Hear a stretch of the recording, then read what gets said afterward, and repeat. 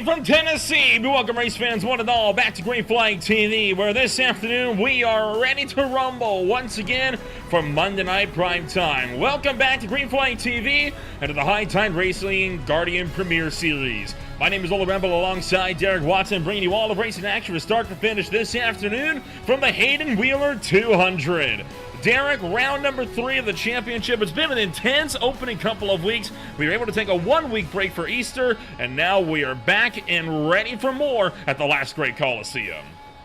Yeah, hopefully the Easter Bunny brought you some good candy, or maybe you went out that Monday, the day after, and got yourself some great discount candy. You're stocked up and ready to go here for the Haiden Wheeler 200. There's going to be lots of beating, lots of banging.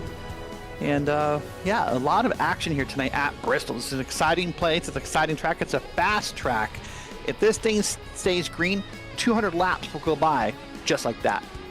But that said, full of 43 cars once again for the third race in a row. A full pack with some drivers being sent home. Tonight, Mark's being sent back while St. Mary crashed on both of his qualifying laps, and Adrian Loya, who did not set a qualifier this afternoon. So 2 drivers going home, 43 make it in. It's going to be interesting to see how that's going to pan out, I think, for everybody over the course of the afternoon. Michael Ashmore nearly got sent home. He bottled both of his laps in qualifying, and yet somehow he is able to still make it in as the last and 43rd competitor, albeit over a second off the pace. Yeah, funny story. Michael Ashmore, I think, was surprised as anyone that he made the field after bobbling both of his laps. He was ready to pack it up and go home, so he's still here, ready to go. Look at that temp, by the way, 96 degrees Fahrenheit. It's about 2:17 p.m. virtual sim time. So that track likely could get a little warmer before it gets cooler. That means the track will slicken up and get looser as the day goes on. Well, as you said, it's our third race of the season. We saw 2 different winners so far. We've seen a lot of action. We've seen Christopher Bassinger have a pretty good run. In fact, he's our points leader. Look at that. He's tied for the points lead, actually, with Michael Thorpe Jr. Joey Neese is back in 3rd. Austin McGill's in 4th. Benjamin Lacey's in 5th. And then Nicholas Coruscant, Brad Lawson, Kevin Coburn, Matt Crockett, and Jaden Hopp round out your top 10. And of course, the points remain tight all the way back throughout the entire duration of this field, as is to be expected, right, when you have these 43-car grids. And this is going to be the norm, right? Seeing these points swing so massively over the course of the coming weeks as we settle into a rhythm in the middle of the season. And of course, I think it's worth noting that, because we do have a bit of extra time here in this one as well, we can kind of go over what the trends were like. We saw a lot of incidents in practice, a lot of cars coming together, a lot of cars spinning to the bottom. These were the top times in the practice session earlier on, and while they are pretty close, how representative do we think they're going to be of the main race this afternoon? I don't know. That's a good question. I mean, the times themselves, 14s, 15s, that's probably about normal for the race in these ARCA cars. Who is where? That may be what changes for me, right? Sometimes just because you're comfortable in traffic doesn't mean you're comfortable alone, and vice versa, right? Doesn't mean you're comfortable inside a 43-car field. I mean, the truth about this, with 43 cars at Bristol, it's a half-mile concrete track. There's nowhere to hide here. The leader will catch lapped cars probably within, 10, 15 laps of a green flag. So as we take a look at those practice times there, and you'll see how they line up, the times will be equal. Maybe who has what time, I think, is what will change on the board. Of course, we'll take a look at the qualifying results in just a moment here, as we're just finishing up with the main drivers meeting, and then we'll be able to roll this race over into the main event this afternoon. I'm excited. I mean, Bristol is one of those racetracks, right, where it feels different whenever we come here. Now, of course, it's a short track, right? It's a half-mile bull ring, but the banking here is steeper than what you got at a track like Daytona. That is insane to think about for a little half-mile racetrack, and that means this short track has by far the highest speeds of any track under a mile on the iRacing service. Yeah, the turns being 24 to 28 degrees, a little bit of transitional banking. The straightaways 4 to 6 degrees. There's no such thing as a flat track here, right? At least on the racing surface. Everything has a bit of a slant to help you drive that car. And you're right, 2 lanes of racing, lots of banking, lots of speed. It's what makes it exciting. That's why there's 146,000 seats here, because it's not hard to fill them up. We'll make sure to keep on keeping on with all the excitement that this race is going to throw up for us, and we'll be able to start things off by showing you how everybody's going to line on up when we duke it out for racing action this afternoon here at Bristol Motor Speedway. Started on pole position this afternoon, it is going to be the the 00 of Jaden Hopp for Old School Racers. What could be a rookie sensation looking to make waves this afternoon. Nick Dickerson that starts alongside him on the front row. Row number 2 in the back. Go ahead, sorry. Gonna be back in the P3. That's Eddie Haig. Back there in P3, 5 Points Motorsports with Scott Shire back in P4. We'll be back here a couple more rows here. P5, Christopher Bassinger, the Daytona winner, part of Golden Garden Audio Sport, with Michael Thorpe Jr., a teammate there in row 3 for P6. Then it's Sean Williams for Old School Racers down in 7th, 2/10 off of the mark alongside 75 Racing's Benjamin Lacey. Top 10 of this field headed up by PT Autosports' Aaron Smith of the Yellow Vision number 70. He starts alongside Magnum Tate out of the Carolinas, making one of his first starts of his high-tech racing league career this afternoon. Yeah, 5-car looks nice. We'll see how it looks on track later. The 53 of Michael Keithley, Old School Racing, with Dalton Kilrow back in P12, and then move back into P13 and 14. That'll be Nicholas Coruscant and David Lakey back in P14. Cars rolling out. Of course, still got a few laps. We're going to add on a couple to allow us to get through this starting grid. John Osborne, 785 race, going to start down to the number 15 position alongside Team M Partnees, Ty Marasco, and approaching the halfway mark of the field, Brad Lawson for Team 5 Motorsports starts in 17th alongside Unhinged Racing's Ethan Sikorsky. Move back here. P19 is Mike Massengill with Curtis Yancey there in P20. That's row 10. Moving back is Jonathan Canfield and Hayden Wheeler. That's your tonight's sponsored driver. And Hayden Wheeler back in 22nd. Moving back into 23rd would be, when the graphic updates here, Brian Dees and Austin McGill, 23rd and 24th. And continuing on down through the pack this afternoon, it is going to be down in 25th, Jason Greenwell out of Michigan alongside 75's Bob Berry. To close out the top 30, it'll be Jacob Locklear out of the Carolinas with Noah Blackwell for the NJBDesigns.com racing crew. And then rounding out that top 30, Max Porter out of the Carolinas alongside Wyatt Walker for G&W Racing. We'll get through this last set of cars pretty quickly here. 31st is gonna be Kevin Foster with Nick Osapak, 31-32. Connor Gibson's 33rd with Jeremiah Hobbs, party 34th. Dustin Ping and Kevin Coburn all the way back there in row 18, 35-36. Matt Sotomayor and Matt Crockett, the double Matts back there in 37-38. Joey Neese and Bill Harkin right at your top 40. And then last three cars is Conrad Whedon, James Efall, and Michael Ashmore, and that's a look top to bottom at 43-car field. Ross Atmery, of course, did not qualify. He would start at 44th if he didn't have the 43-car cap with Adrian Loya, the other car that did not set an attempt this afternoon. So that is going to lead us back around. Of course, 2 pace laps being added on to the start of this race to, again, give us not just us time to get through the grid, but also time for the field to be able to get properly stacked up and doubled up and really ready to rumble. All things considered, this race could be a good one. It's going to be a hard-fought fight, though, all throughout. It's going to be a hard-fought fight. Lots of focus needed here. You have to listen to your spotters. You have to keep your eyes open. You cannot get distracted here, or something bad can happen to that race car pretty quickly. Lights in the pace car out. He's going to pull down pit road this time by, and then Jaden Hopp will lead us to green. Expecting the pace car in this time. Whoa, oh, maybe not. It's Dalton Kilro's just been taken out into the outside wall by Magnum Tate. And that's going to force this to go long, I would think. And yeah, sure enough, they're going to have to add on at least a lap or two here to be able to properly dissect this. What on earth happened there? Sounds like maybe we're having an internet problem, and I don't know what to make of this. We're being told there's some internet connection problems, and wow. Dalton Kilro's hurt. That 5 car is hurt. And we're going to be waiting for a decision here on what to do and what the admins are going to do. They put an extra pace lap or 2 in. There's discussions that we may. So, apologies. It was not the fault of the 5 car. Ethan Sikorsky drove through everyone. Yeah, so he lost connections, and that's what happens in this situation. We're going green for the moment, and Haiden Hop has let us rip. This is going to be a little bit under contention, I think. We had an issue like this, last season? Maybe in our finale? Is that what I'm thinking of? When we restarted this race after a similar problem. Second to last. Second to last, yes. There was a conversation happening. For now, Haiden Hop, though, quickly around this bull ring track has got a good lead here.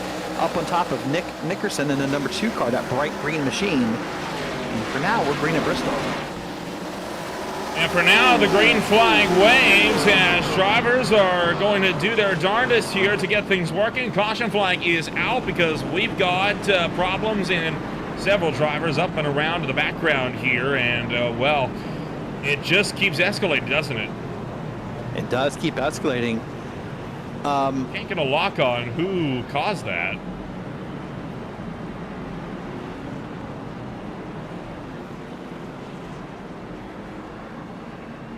So if you can filibuster for a second, I want to see if I can get a word privately with you and see if I can figure this out. If you want to filibuster, I want to see if I can figure out what's going to happen in the back end here.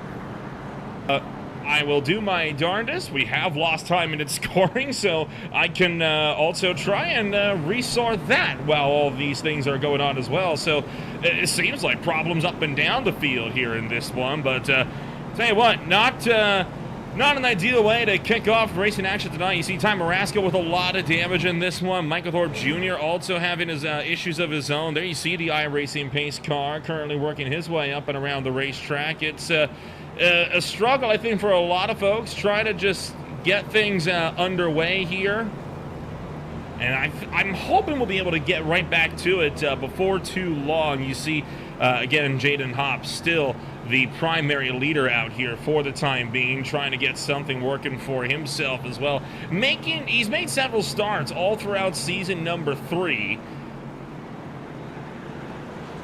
Boy, what a way to kick off the race, right? I mean, we started out with a problem before the race, and then an immediate caution on lap number 3, and then all of a sudden, look at that. Now we've lost time in its scoring. Should be able to get that back in just a moment here.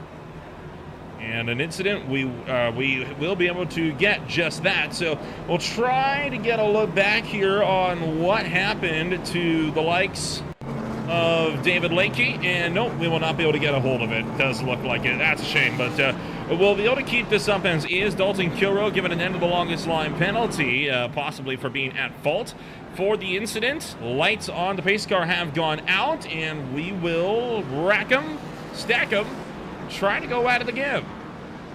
Yeah, for now, admins are still working on the decision.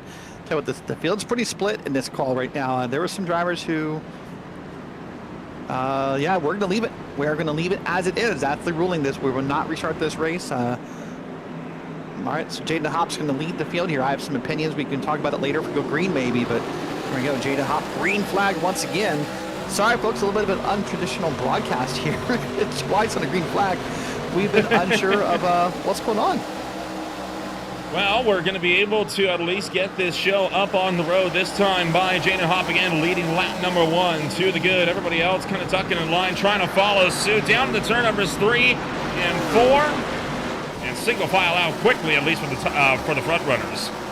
Yeah, I see a couple cars side by side. So that yellow car there. And there they are, the 70 and the 89. It looks like it's on top of that car. But they're side by side.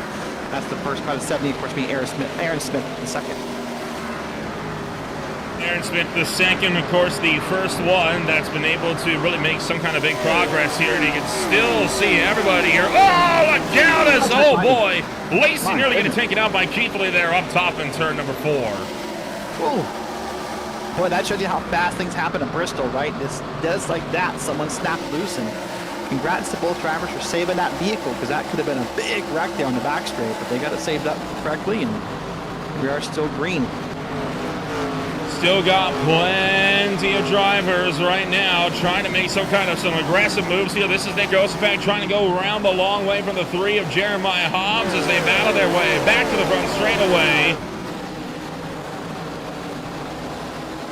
And there you see the 3 down to the low side. Mike Maskill, a lot of damage on his number 20 car, trying to keep moves up on the high side. Also got a battle in the top 10 here as Keithley trying to work on the high side, and he's got the 05 of tank going with him. Yeah, again, caution's out. Hold on, yellow flag, and we'll wait and see what it's for. It is for the number 80. There it is. The 80 car, tail of the field, Max Porter. Oh, yep, there's your culprit.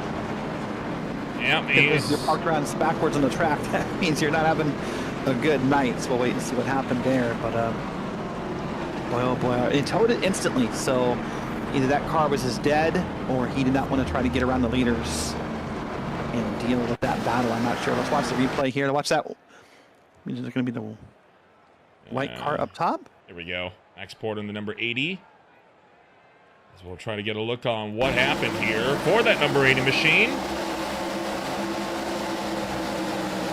Going around 1 and 2, got into the back of the 75, and that shot himself. And see one car already hearted the ball up front. Whoa. That's John Osborne, and it just looking like about 4 separate incidents there in a sense. Yeah, I heard Jonathan Canfield apologizing for an incident, so that must have been separate, because that, now you see, I think that's him there spun in that blue machine right there. But, oh boy.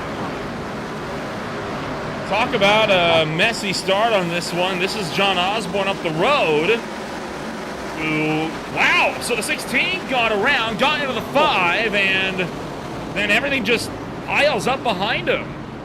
Yeah, that's how, now again, that's the problem with Bristol, right? There's no space here. I talked about there's nowhere to hide here. So when a caution happens, it's going to stack up the field pretty far back. We call it the accordion effect, right? Because it just squeezes everything together really quickly here.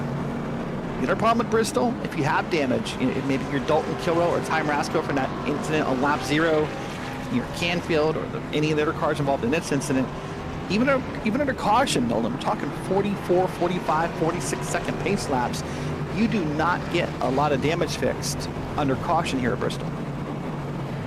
No, you do not, and you can tell how much that's going to be a struggle for everybody in this field this afternoon. Jaden Hopp going to opt for the outside lane on the restart this time by,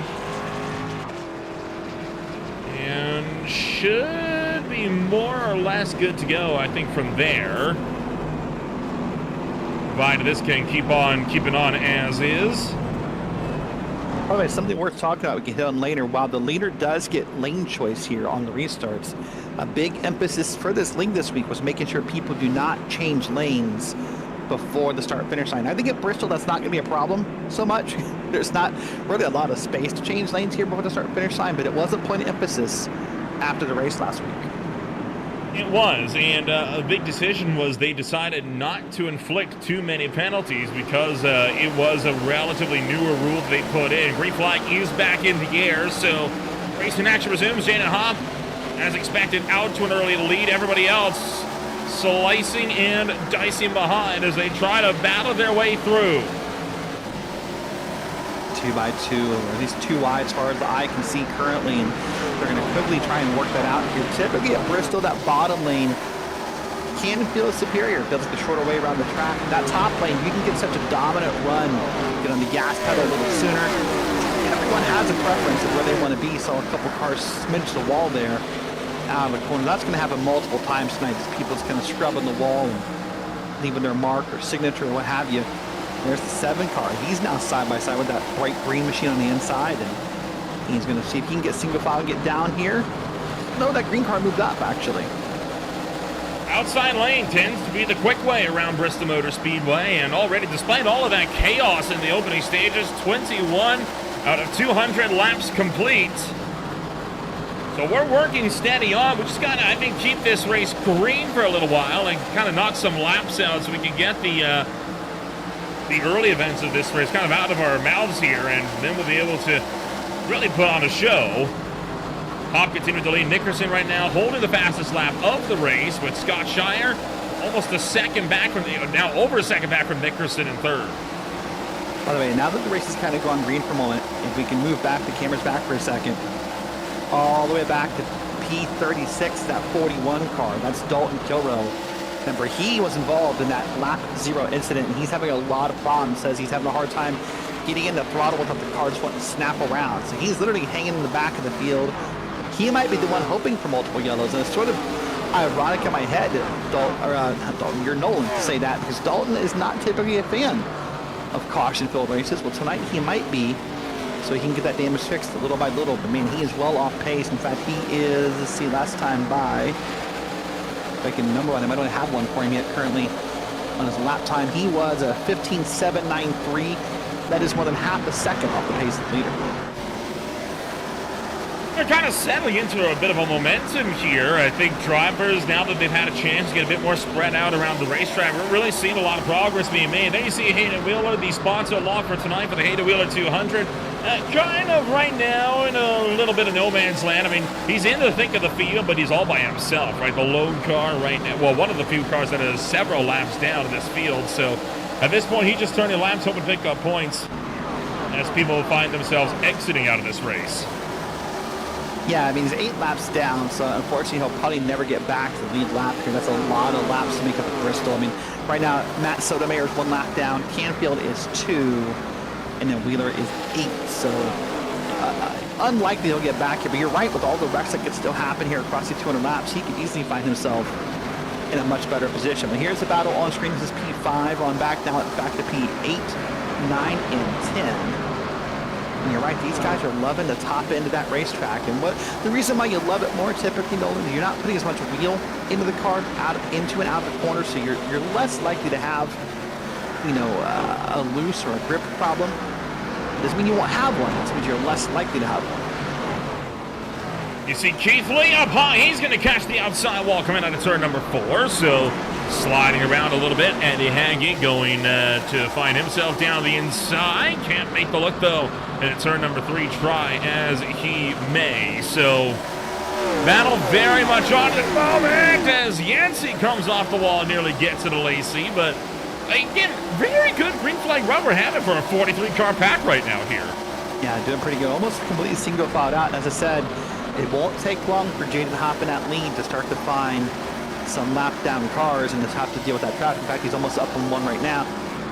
That's going to be Dalton Kilroe just in front of him. Dalton Kilroe just up the road as you ride on board with your race leader, Jaden Hopp, coming around through turn numbers 1 and 2. Kind of in, you can see a bit of a battle pack up the road. He's right now trying to battle with it. So while Hopp works his way through lap traffic, the rest of the field continuing to slice and dice in the midfield as we turn lap 35. Oh, into the wall again. Goes Brad Lawson.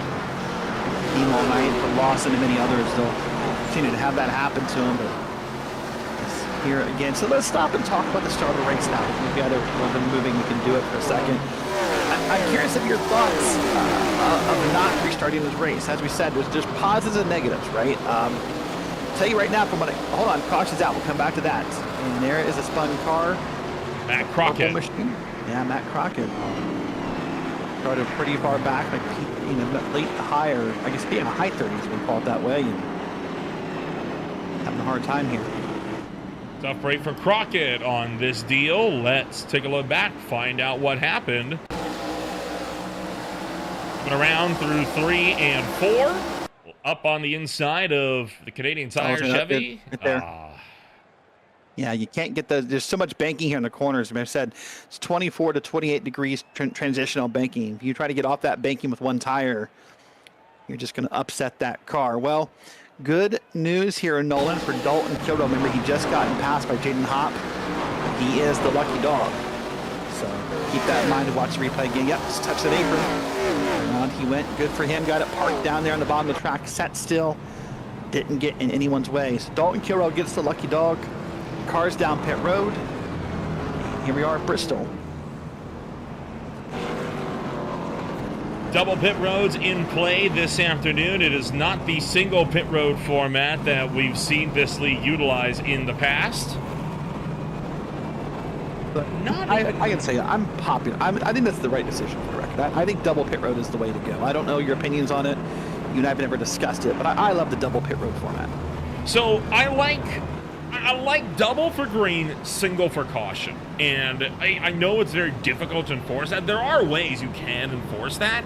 It's just very difficult to do. Single pit road is more ideal for cautions because it prevents people that have earlier pit stalls from potentially jumping a lot of the guys up the road.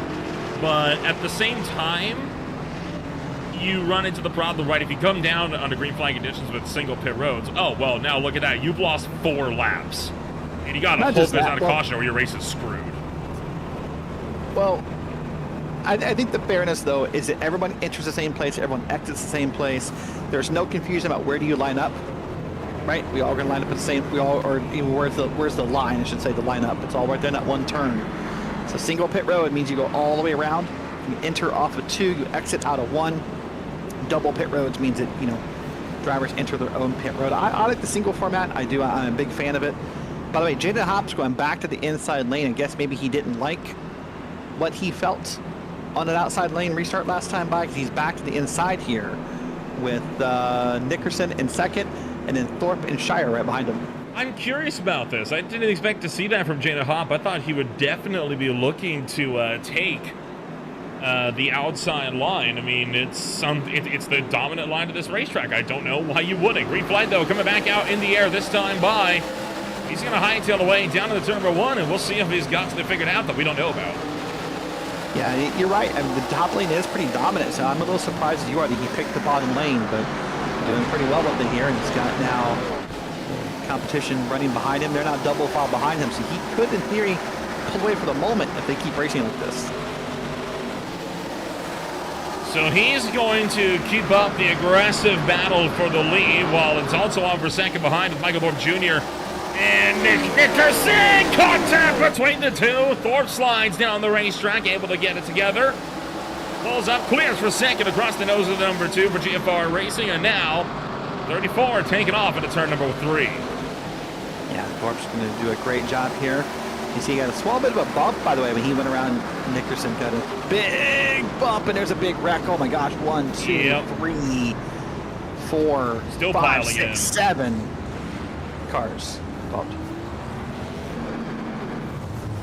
Brad Lawson has been given a meatball flag, as has Jacob Locklear. And, well, falls apart once again. It's unfortunate. But such is the way of racing, right?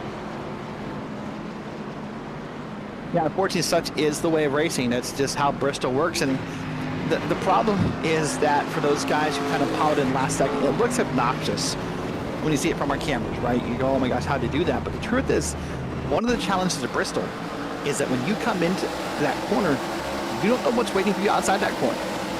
The angle is so different. Oh man, he just got in the back of the 7 and is sort of was the victim of it. That looked pretty weird from that angle. I don't know what happened there, but huge checkup. And but again, the guys coming into this corner right now on the front straight likely have no idea there's a wreck until they get into that corner, and then by then it's too late, and it's hard to get these cars checked up in time here at Bristol. I wonder if there was like a big stack up here, because, oh yeah, there was. Dustin, no, sorry, whoever was in front of Lacey there caught the wall, and that's what kind of started all of this. Okay, that makes more sense, because all I saw was that car get loose off the back of Lacey, and it's like, that's not typical Bristol behavior, so I kind of wondered what we were missing there. Watch it again here. Watch right there. It was Curtis Yancey and Lacey caught the wall. They both did.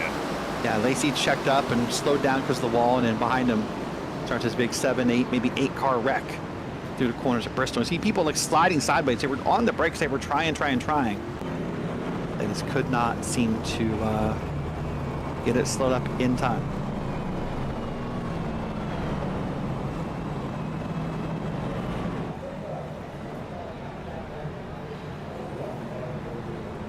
Lap 48 already, almost a quarter of the way through this race. See several drivers still down in pit road trying to get some last minute damage repairs wherever they can. And we're set to restart this race with 151 laps on the boards. It's been a rocky start, and again, I think you and I, Derek, were kind of expecting this when we come out here to Bristol, right? I mean, it's a short track. Short tracks with the field's always tricky, but Bristol is just a new animal altogether. Well, and you know what? Here's the thing. As a sim racer, it's frustrating when you're in the car and there's multiple cautions, right? But remember, as a fan, this is why we love Bristol. All the wrecks, all the beating, all the banging, all the calamity, all the tempers. So, a little bit of both. Green flag up in the air, this time by Bill Harkins. Black flagged immediately off of the start, so he's going to be forced to the pit road. Not sure why he got that black flag, and looking, it was an EOL penalty, so maybe a requested black flag, and it just never got served. I don't know what the deal was there on that. Yeah, I'm not sure either. We'll see, follow it up later and see what may have happened there. And somebody now told us it's going to be this similar things. He has passed on the inside, and they have went ahead and cleared the penalty for now. So I'm sure they'll review it later and see. But he was tagged for passing the inside. That's not something the simulator typically gets wrong, for the record. So take that for what it's worth.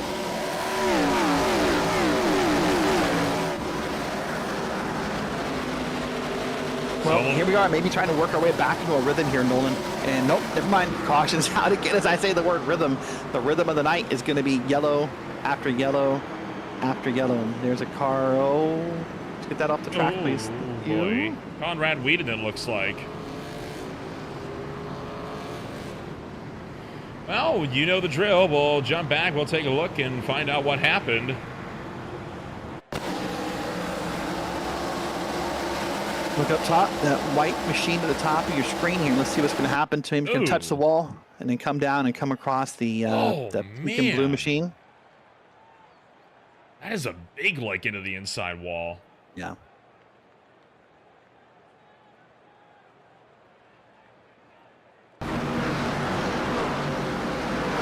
Watch it again here. Get a good angle of it. It's going to be up there. It's going to tap the wall and pinball off. Into the wall, you're right, that is a big hit. So fortunately for him, big amounts of damage. Good news again for Dalton Kilrow. All these cautions giving him time to fix that damage. Remember, he got back on the lead lap with the lucky dog. And oh man, the front and the back. That car is tore up. But Dalton getting a lot of damage fixed here. I'm not sure that car will ever be quote unquote perfect, Nolan, but he's gonna maintain on the lead lap, and who knows, maybe he'll be a contender later in this race as this goes on with all these minutes or half minutes of damage getting fixed. So Kilrow makes his way back out onto the racetrack. And as he is set to... Oh. Sorry, I think I heard Michael Thorpe possibly caught speeding on pit road. He is falling backwards. I think he got caught speeding on pit road.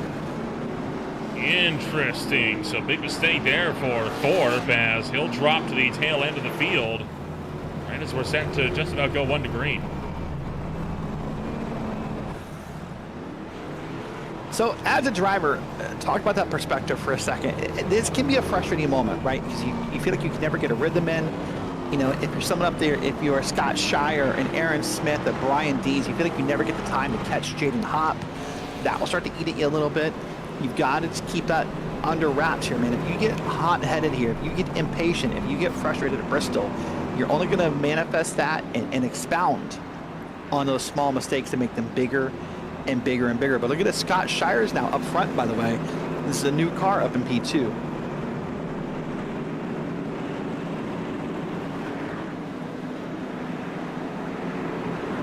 So we're going to work our way back into turn numbers 3 and 4. And we will try, once again, going at it. Jaden Hopp leading the way down to turn number 1. No surprise there. Big hop step out there. Aaron Smith, though, has got the second biggest hop. He's not gotten around Shire for P2. Put Shire back in P3. So quickly here, wow, Jaden Hopp is the constant in the podium. The podium's switching around pretty quickly here.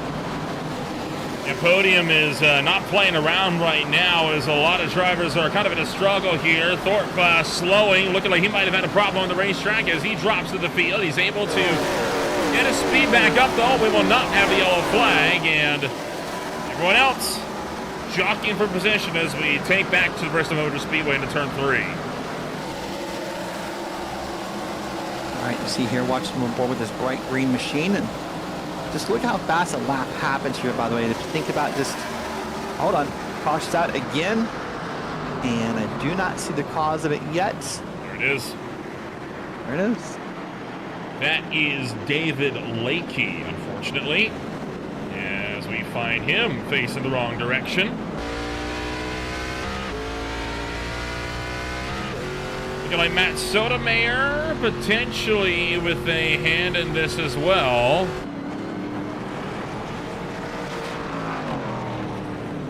And once again, we'll jump back and take a look.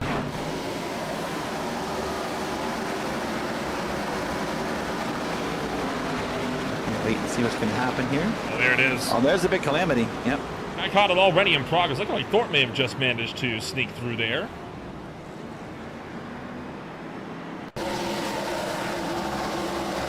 Be a better angle. Watch this moment here. About 4 or 5 cars are going to come together. That three was loose out of the corner. He was already trying to check up for whatever he thought was going to happen, and then ahead of him was the wreck, and there it went. And the 91 kind of caught the outside wall as well, and well, like he did a relatively good job at least to lock it down and prevent that from being worse than it was. By the way, we have burned through the lucky dogs that were 1 lap down. We'll point that out here. Watch that wreck one more time. Watch up front here. There's the contact, and yeah, like he probably came away from that mostly okay damage-wise. By the way, maybe a little tap to the right, right rear fender, I think. But he'll be okay. By the way, so we burned through the lucky dogs 1 lap down. So Jonathan Canfield just went from 3 laps down to 2 laps down here at Bristol. That was the look with Michael Thorpe Jr. just getting around that mess. Close. That's impressive. That deserves a cookie or a medal or an award or whatever you want to give him. That's pretty cool. Yeah, good stuff for Thorpe. Thorpe's always been good at that. Always good at saving wrecks, getting through wrecks, whatever it may be.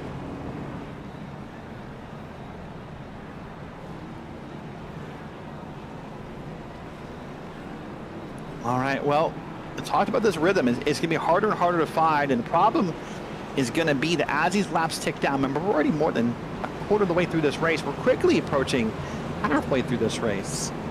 So if you're a driver, you have to get aggressive here, right? There's less and less time to sit back and be patient because you kind of want to be up front before the next incident occurs. But a driver to note, P5 Dustin Ping, he has newer tires. He pitted back at lap 39. So let's see how well he does here from P5 on this restart. There he is back in that black and red car on the inside, the third one back. Let's see what new tires can do for him. Green flag coming out again, this time by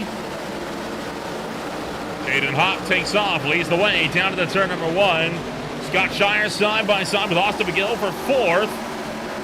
Make it 3rd, sorry, and behind him, Benjamin Lacey, Justin Ping, Sean Williams, and Nick Nickerson. All scrambling as well. Whoa. Tell you what, had a good run. They're doing a very, very good job here. So right now, Shire and Brian Dees, Austin McGill's up there. Both of them doing a pretty good job. Again, everyone now knows as we're almost halfway, getting closer and closer to halfway through this race. You can't sit back and wait. You have to make stuff happen. A little deeper in the field. Oh, there we go. No, different. There's the next wreck, though. Like Massigill goes around, caution comes out immediately to keep that from being worse than it was, and all these considered could have been a lot worse. I think that was a good call to pull the trigger on that yellow flag, though. That was leading to be a multi-car pileup if that didn't get thrown. Yeah, you're right. I mean, that could have been way, way worse than it was here. So unfortunately for Massigill involved in that, but congrats, I guess, those guys are making worse. Now, hey, Jonathan Canfield, by the way, 2 laps down to 1 lap down. Canfield's 1 caution away from being back on lead lap from being 3 laps. And I thought maybe we were going to have a pitter there. Aaron Smith thought about it and backed out. So no pit stop there for Aaron Smith. Caution is out once again here at the Bristol Motor Speedway. We'll take ourselves with a step back as you see 1 car get another lap back. We'll be back in a moment on Green Flag TV. Racing isn't easy, but experiencing it is. iRacing puts you in the driver's seat with the industry's leading sim racing game. Drive on laser scan replicas of the greatest racing circuits from around the world. go head-to-head against other drivers chosen by skill-based matchmaking to ensure competitive racing at every level. Compete across all your favorite series in officially licensed cars engineered to deliver the most accurate driving experience possible.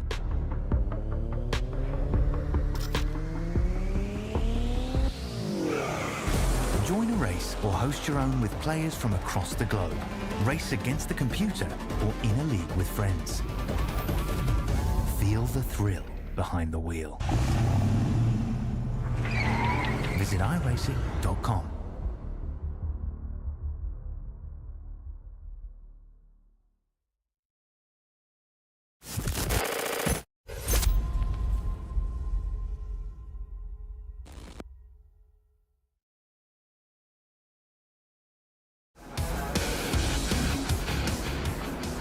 Welcome back to Green Flag TV, getting set to return to racing action here at Bristol Motor Speedway as lights go out aboard the iRacing pace car. We'll go 1 to green. If you're just tuning in, my name is Noel Rempel alongside Derek Watson as you are watching round 3 of the High Time Racing League Garden Premier Series, Haiden Wheeler 200. Yeah, having a good time here. Lots of typical Bristol. Guess the right way to say it, right? Lots of beating, lots of banging, lots of cars turned around. Lots of cars on and off pit road, getting damage fixed. Hopefully we can get another good green flag run in here. We'll see what happens. Haiden Hopp, once again, controls this lead. Several drivers down and out of the race as the green flag comes back out this time by Haiden Hopp, leads the way back to the green. Smith in second, Shire back in third. It's the battle for fourth on down as per the norm with Dees and Ping side by side in to turn number 3. Remember, Ping currently set up in P4. It has the newer tires, but I'm not sure if they're going to mean that much with all the caution laps you've had, but they could. So we'll keep that in mind. So we can do it. That's that red car there on the bottom that's circling around the track. See if we can make something of this. But Haiden Hopp has led every lap tonight. Has been so far wire to wire as far as leading laps and doing a pretty good job at it. I'm sure he's probably the only driver happy with all these cautions because it means that no one can pass him under all these caution laps.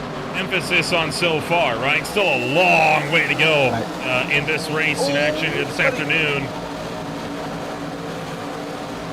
There was some contact I thought was going to go bad, but they all got it corrected there.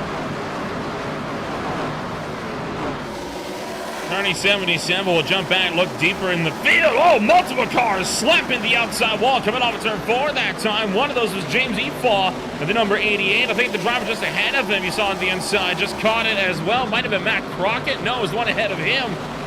Bill Harkins that slapped the wall.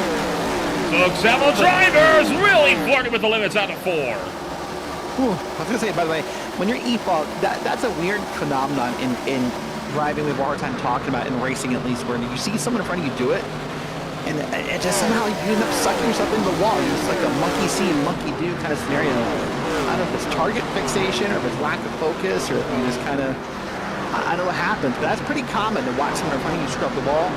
The next thing you know, you're doing it yourself.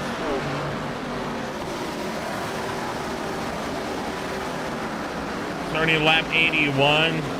Target fixation, a huge problem, and I think no more prominent is that than at a track like Bristol, right? Where everything happens so fast, everything is so condensed. You have to use the cars around you so much to properly judge where your pace is at in order to even maintain a good momentum with everybody else around you. And you can tell how much some of these drivers struggle with it to try and make sure that they can get it done the right way. Yeah, and you're right. There is a big struggle to make sure you get it. And there's also a lot of trust here, right? Like when you're in that car up top, any of those cars up top, whether the 8 or anyone else around there, you have to trust those cars in the bottom. You know, just the slightest tick of a bad move here. There's not a lot of racetrack here. Someone can get into you, put you in a wall, spin you around, do whatever they're going to do to your car. There's nothing you can do about it. There's 78 making a great move there, by the way. That was a nice pass there. Solid moves being made, looking for 2, possibly 3. Look at the momentum that the 3 of Jeremiah Hobbs gets to the top side, pushes right to the back of Jason Greenwell at the number 83 as he takes off now down the back straightaway into turn 3. Now shoots for the inside. Hobbs is on the move here, and he's cooking with something. No, around goes Lacey.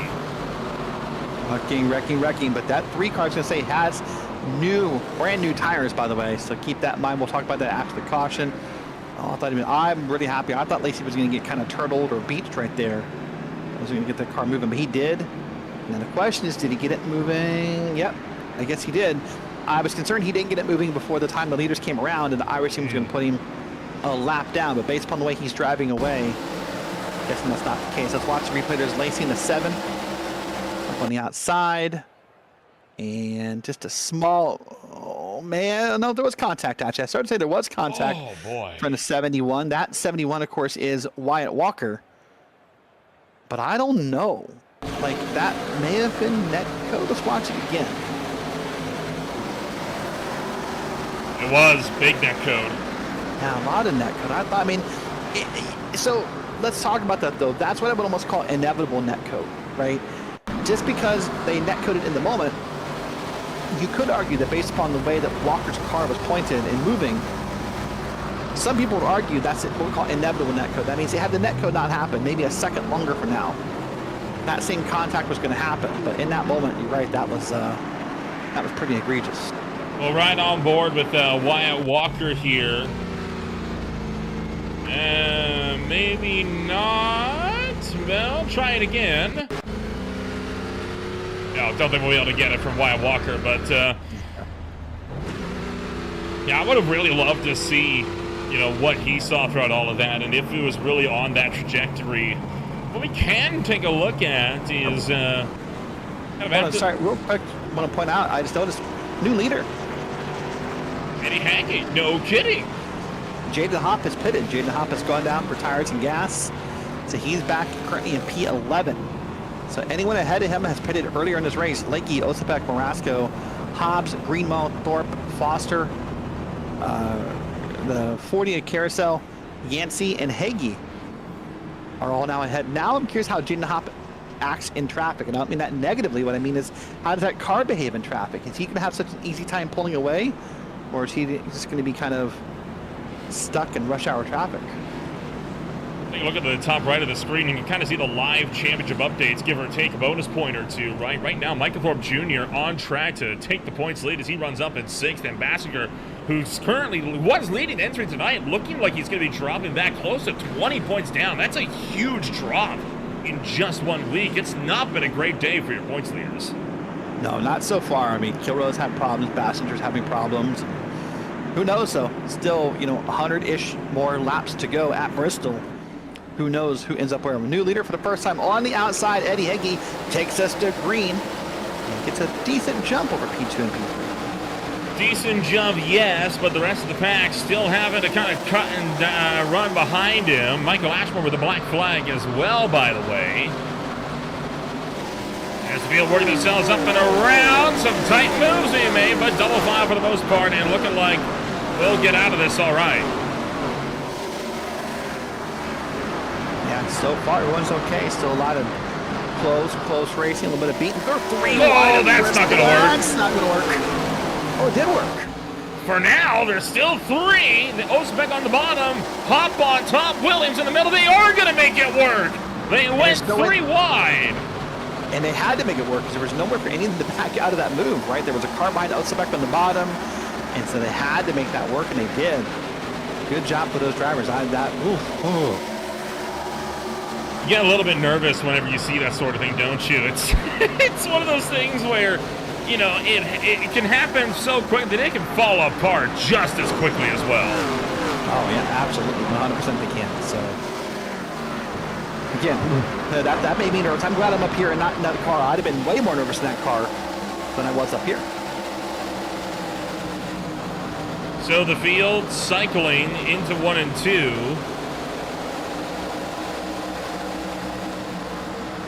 As the battle pack set to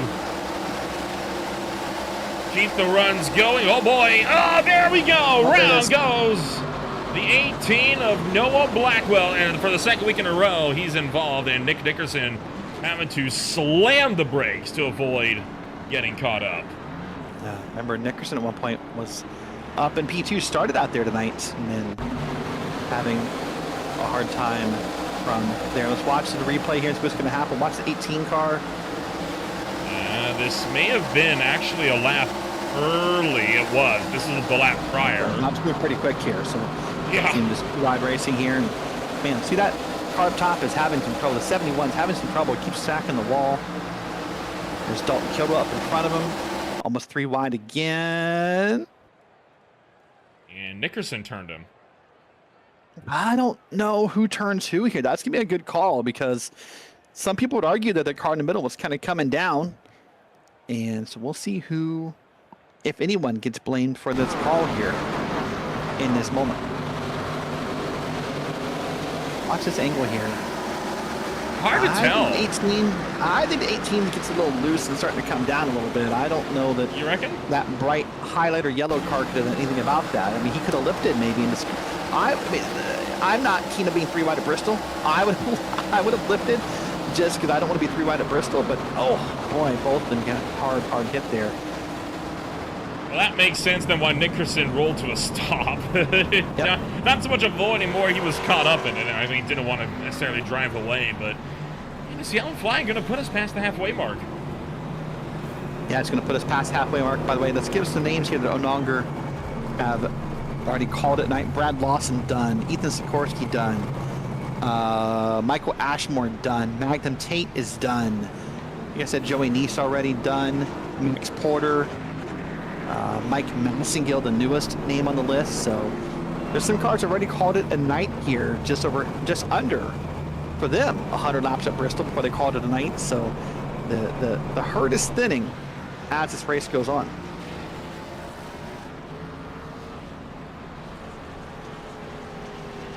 Coming on up on Green Flag TV, the Ole Miss Road Cup Series swings out for their second to last race at the Iowa Speedway tomorrow night. And on Wednesday, a doubleheader with the Premier Sim Racing Sim Game Expo Truck Series out at Rockingham Speedway. With the Beer League swinging out for race number 3 out at Mugello. So they're going to be racing over down in Tuscany for round number 3 of their championship as well.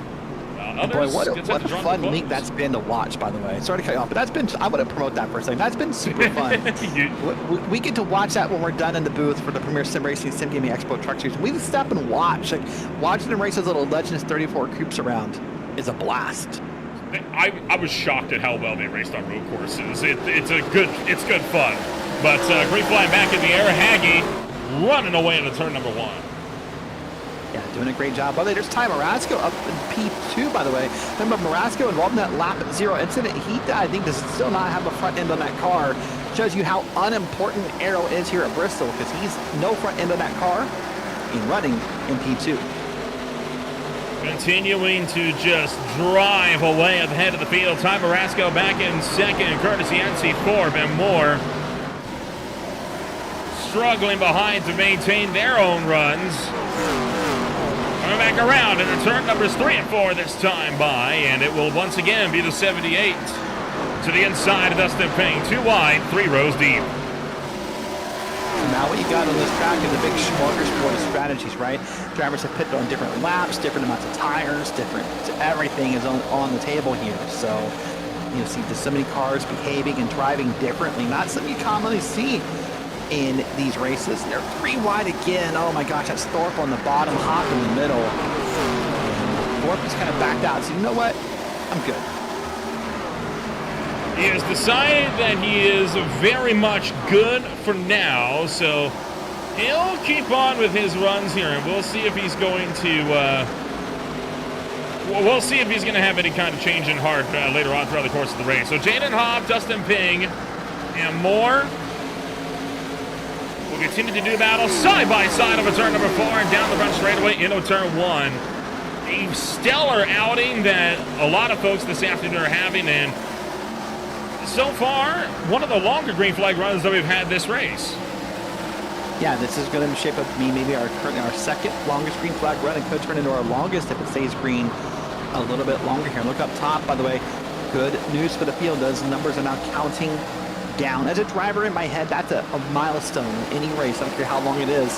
When you start to count the laps down instead of up, it's refreshing, right? It just feels like, oh, okay, like we're there, we're getting there, and then it kind of, makes it feel like everything's moving faster. Now, whether that's positive or negative for you as a driver, And that depends on the track and where you are on track. Oh, here we go. Here we go. News. My gosh, they're free wide again. I don't think lessons are being learned from some of these earlier incidents, but here's my thing. Some people might say, well, what are you doing? You saw it didn't work earlier. Here's my...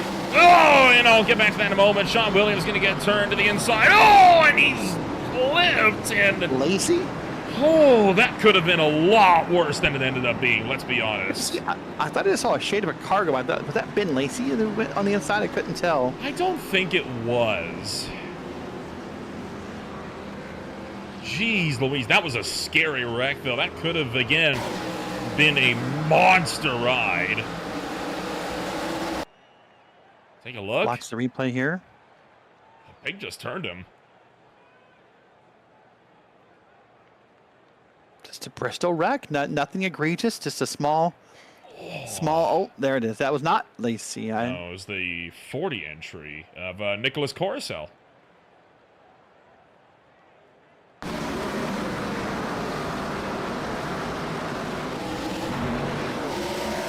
Probably a good time to go ahead and say hello to everybody over in the YouTube chat, by the way. Lindsay, Patsy Steele, Michael Thorpe's in there. By the way, you should not be texting and driving, Michael Thorpe. You should not be texting in the YouTube chat. That is his dad. That is senior. Or senior. Oh, okay. Sorry. Never mind. I made the same accusation when I first saw it. Okay, well, Ben Lacey's in there, so FR Design. Everyone, thank you for being in the YouTube chat and hanging out live while watching. Hope you guys are having a good time hanging out, rooting for your favorite drivers.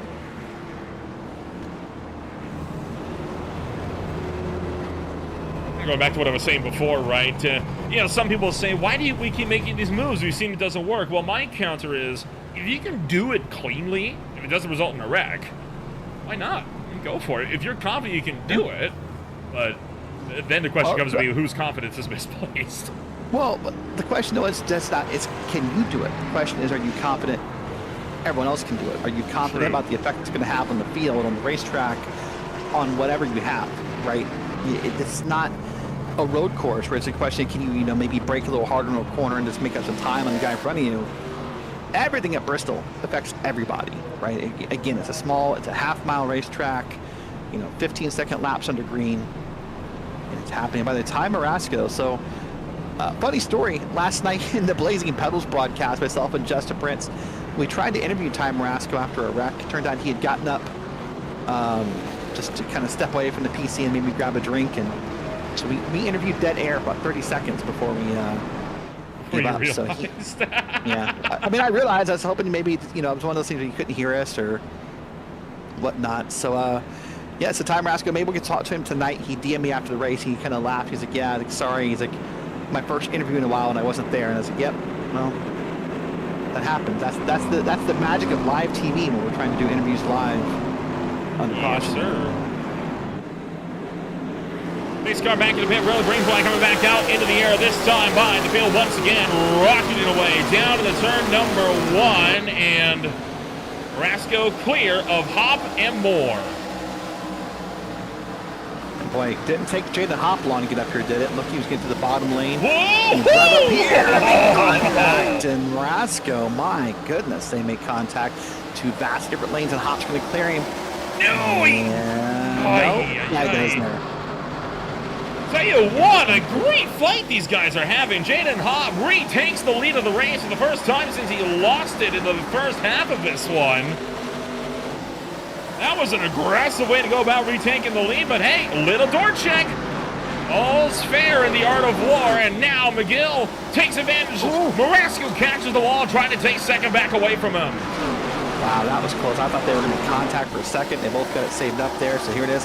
Marasco and McGill. Dalton Kilrow, by the way, P4, hold on, wrecking. Oh, and Canfield, the big one involved in this one. Poor Canfield, man. Went from 3 laps down to the lead lap off those lucky dogs. Tough A break. couple things we need to talk about in this thing here. Bob Berry will likely be the lucky dog here, but we're going to point that out now. Get out of the way. So we'll jump back, take a look what happened to Jonathan Canfield. Right, Oh, Oh, Lakey. There's Canfield right there. Just got a little bit of boop from Lakey, I think, and then it went spinning. I think a boop is putting it mildly. And then Gibson is the one that got him. 31, yeah. Again, a very tough break. I mean, but that's just what it's like, right? I mean, everything happens so fast here. Yeah. I'm going to see it from the 31 next. I want to talk about one thing that came to mind with the 31 here after you see this here. I'm just curious why the 31 chose the inside there, honestly. Like, you and I discussed at the very beginning of this race, watching the 31 here, what's going to happen in front in a moment out of this corner here. Okay, so he chose the inside because of the traffic outside. That makes more sense. I was going to say, because typically, I talked in the pre-race about how this track is banked everywhere, right? It may be only small amounts of banking, but that banking means wrecks should move down at Bristol, typically, right? So typically, if you want to avoid a wreck here, you kind of want to stick towards outside for the most part. That was a close one right there. But the wrecks will sweep down the track. So typically, once the wreck happens, you want to be up top and avoid it that way. Well, Jaden Hopp has found his way back to the front with 70-some laps to go. And it didn't take a long time. Rasco, by the way, P2. By the way, of note, Dalton Kilroe, remember, had that damage that he could not get on the gas pedal start of the race, got a lot of damage fixed. P4. Christopher Bassinger, P7. That's someone we talked about was having a bad points night. He's up in P7 currently, so lots of drivers starting to turn their luck around here as the laps are ticking down. Kilroe was saying he would like to at least finish one of these races at some point, right? He did come home second last night in that Blazing Pedals race for Richmond, so Kilroe could be on a good streak here if he can keep this up.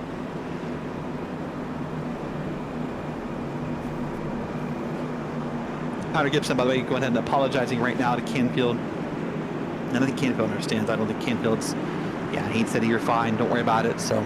I don't think he needs to apologize for that. I mean, that's just Bristol.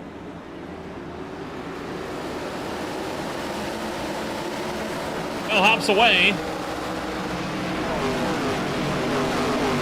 And everyone fires in a line behind.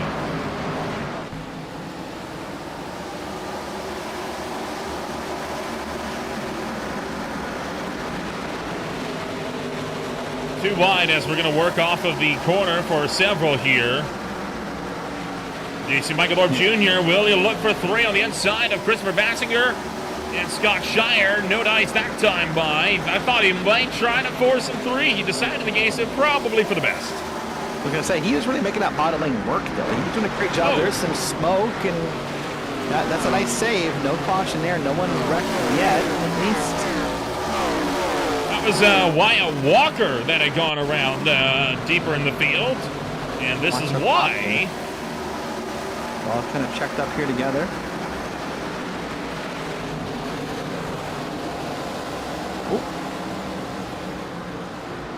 He sort of, the car on the inside of maybe made contact sort of also was maybe he has a little bumper to kind of get the car straightened back out again, wasn't it? Sort of used him as a way to avoid wrecking further. So great job there. Hey, look, there's Dalton Kilroe, by the way. I said he was in P4.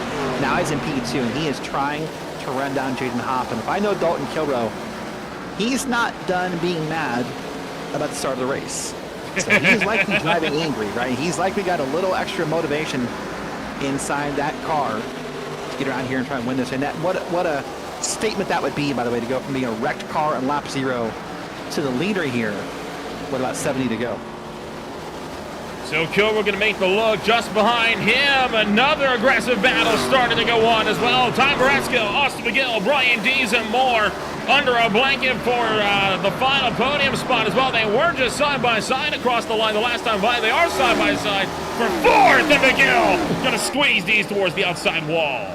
My goodness, Brian Dees and Austin McGill like a good old-fashioned football body check or a tackle right there to the goal for a nice body block. And sort of fitting it happened to Bristol. Of course, this track's been used for other things other than a racetrack and an infield. Remember back in 2016, they hosted a college football game here. And now later this summer in August, they're hosting a professional baseball game in the infield of this track. So a couple cool attractions to bring the fans in and make use of other facilities here at Bristol. Still a lot of side-by-side going on all the way deeper throughout the field as well, but still up front is the battle, side-by-side for the lead between Jaden Hopp and Dalton Kilroe. Kilroe desperate to see if he's got an answer for the driver that has been holding on to the lead for a good chunk of this race. They are starting to approach lap traffic as well. Michael Keithley might have a say in how this battle plays out. Or maybe not. I think Thorpe might have just gone around. No, he has not. He just dropped a few positions. Man, look how close Kilroe is here to Hopp. Now what Kilroe's hoping for is that some of these lap cars start to slow down Jaden Hopp just a little bit. Not get in the way, not wreck anyone, not cause damage.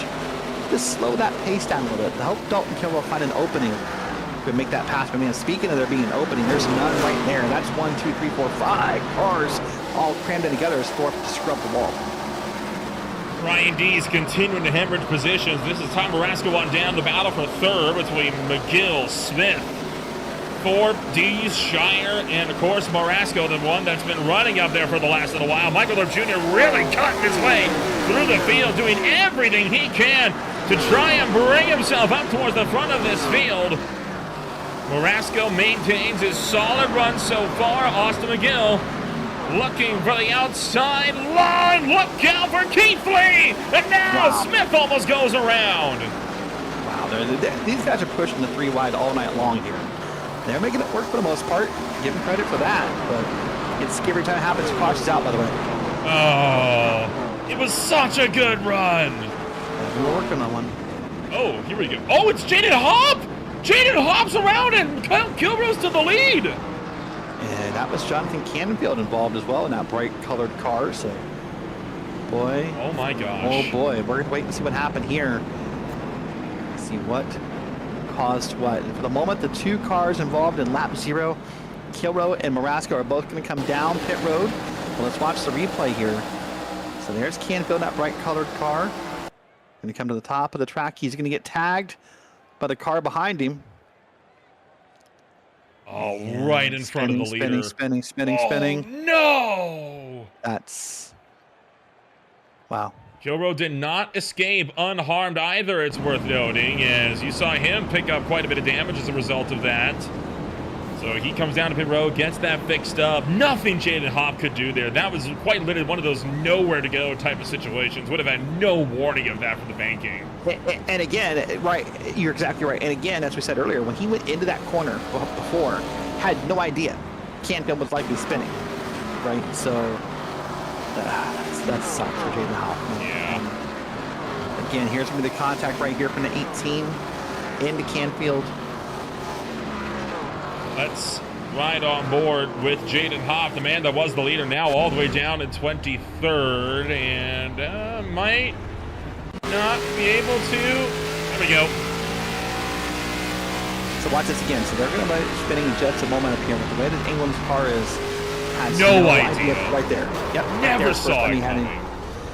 And this is why spotters are important, right? Whether it be the iRacing spotter, whether it be using the third-party software as a crew chief to get a spotter, whether it be having a human spotter, which, by the way, there's only one person in this race that has one of those, which is Christopher Bassinger. A little surprised by that, for the record, but boy, oh boy. New top 5 in the standings, projected at least. Thorpe would still be with the lead. Bassinger, though, has gained back enough spots to be only 2 down.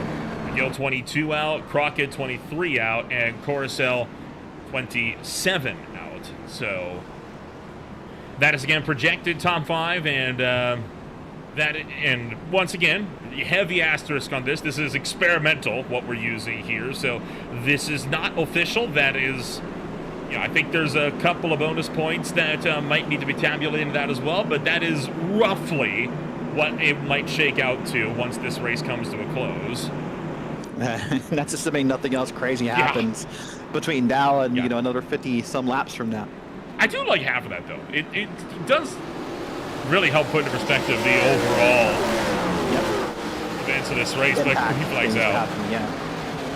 Green flag is out. And Brian Dees, for the first time, your leader tonight, went ahead and pulled away here. And he's doing a pretty great job of that. Got a nice little lead here on top of the rest of it. Eddie Haggy, Curtis Yancey, Scott Shire. lot of smoke on the front straightaway there you saw, and I have to wonder if potentially somebody maybe spun the wheels up on quarter exit. Wouldn't surprise me, but whatever the case, we continue on as normal. And Dustin Ping right now running in fourth, trying to run these guys down. Could be Jaden for the record, the answer to your question. I think this got loose and spun the tires on the start. Because he's pretty far back. He's already 11 seconds off the field here early in this run. And Jaden Hopp showing he may have been the cause of this one, unfortunately, again, which I hate to, that would be such a shame if he was caught up in another incident. I mean, yep. Well, we'll see. I don't know what's going to be the cause here. Yep, that is Hopp. That was off the restart. So this is the restart. This is not the... Yeah, that's not the yellow. No, that's not the yellow. That's what that smoke you initially saw was. Here maybe? Keithley? I think I'm at 18 might be involved. Based upon some words I just heard. Blackwell's no... Oh, he is behind it a little bit. Haiden Wheeler is the one catching the 53.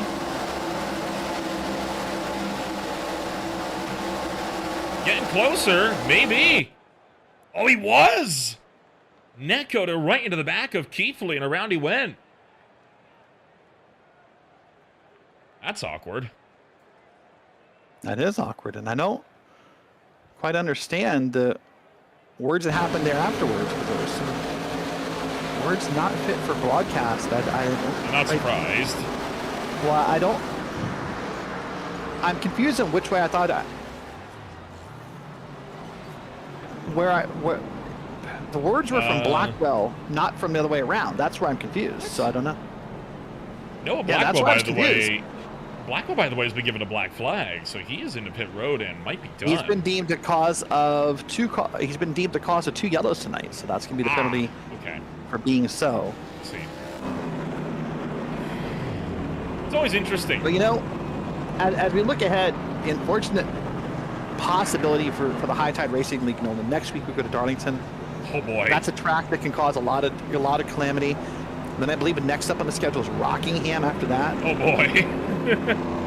Like, I'm not trying to be the caster of the black cloud here, but yeah, it's Darlington, Rockingham, and then Texas and Auto Club. Those two will be fun races. Oh yeah. But anyone who walks away upset tonight from this race, well, be ready for Darlington.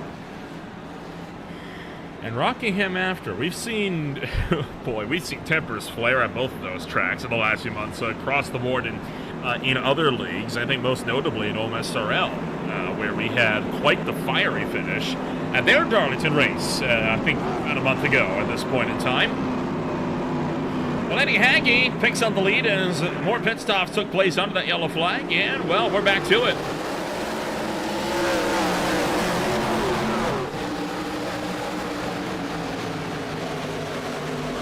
Well, that caution, by the way, was good news for Jaden Hopp. We kind of briefly saw his spin on that start the last time by, and that put him back on the field. That's good news for him because he was already like 12, 13 seconds off the field when the yellow came out. So, good news for him. The 18 and Noah Blackwell, you'll see him on your screen. He'll come down pit road and serve that black flag, by the way. So you'll see him probably cut down pit road here. There he is. And this will cost him probably 3 or 4 laps under green flag conditions. Into the final quarter of this race. And so far... Oh, into the wall goes Curtis Yancey. Somehow we keep it together for now. Dustin Pink forced a check up. Might be going around. David Lincoln caught up in the middle. Ford goes 3 wide to the inside. Kilrow goes 3 wide to the inside. These guys know the time's ticking down. It's now 40-some laps to go. They are eager to get back to front where they once were, and so they're going to push everything right now. This is almost like a very early checkers or wreckers for some of these guys. And Foster's around. And he'll bring out the yellow.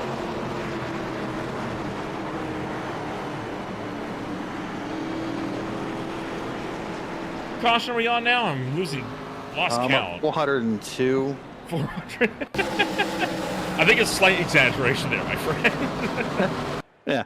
Oh. Got bodied into the wall by the 36. I'm willing to bet just, yeah, never really had time to settle before he got turned again. Oh, and Hop again! Yeah. Third restart in a row he's caught up in a wreck. Yeah, Bill Harkins already claimed credit, or cause, I should say, for this caution, by the way. So he'll receive the possible penalty or penalty point or what have you for doing that. At least there's that. Gonna start somewhere.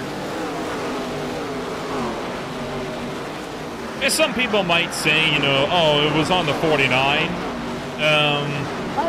I kind of agree with that a little bit for the record, but continue your thought.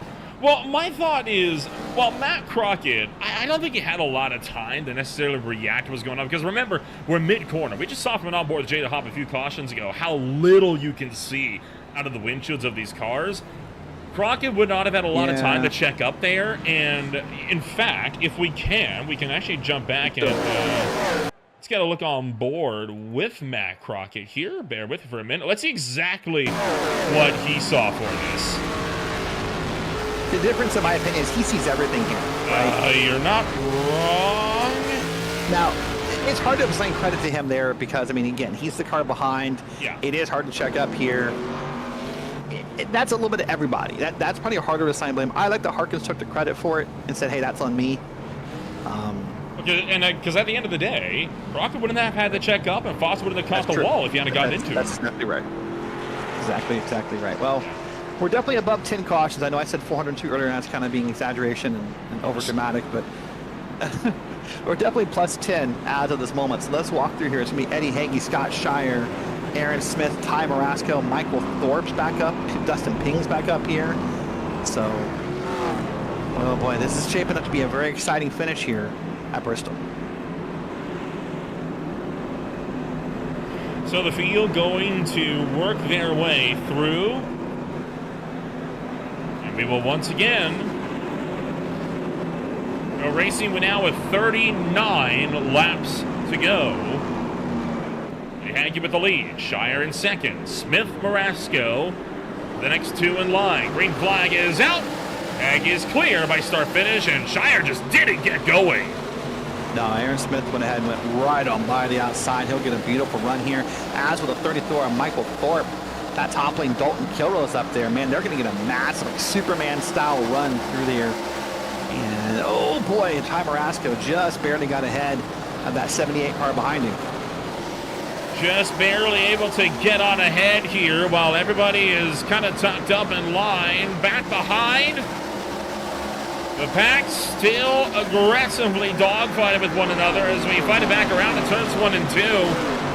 At this point, this is what we've come to expect from this race, right? Aggressive racing will likely lead to a caution at some point down the line. It will reset. We'll do it again. Yeah, and that's why you got to be aggressive now, because you know the caution's coming. It's like a chicken and the egg style problem, right? It's, you know, if you weren't aggressive, the caution wouldn't come out. But when the caution comes out, you got to get more aggressive. I feel like I have to be aggressive, right? It's that kind of problem. So unfortunately, that's where we are. There's now 2, almost 3 wide again at Bristol, and they're working it. Here's a battle for the leader. That's Aaron Smith. He's trying to take the lead, and I think he might have it down to the bottom of this corner. I don't know. Smith's got a pretty convincing argument. He's got, yeah, you're right. I thought he might have something for him, or hanging by the outside the fence, but not quite. Here comes Michael Thorpe Jr. powering for the number 2 spot, and now he wants to look for the lead. Yeah, Thorpe's going to come around here, and I thought Thorpe maybe was the key factor in Smith getting that pass, by the way, because what you would have wanted to do as Shires, you probably want to try the over-under or the crossover, if you will, and make that pass back. But when Michael Thorpe was below him, he had no choice. Now Thorpe's going to try to run down Smith. Dalton Kilrose back at turn 41. Let's see who can get where. Saw right there, Ty Marasco and also McGill made contact as McGill bodied off the wall. Scott Shire still in the fray in the battle for the 5th place on back, and there is the top 2 with Dalton Kilroe also in tow.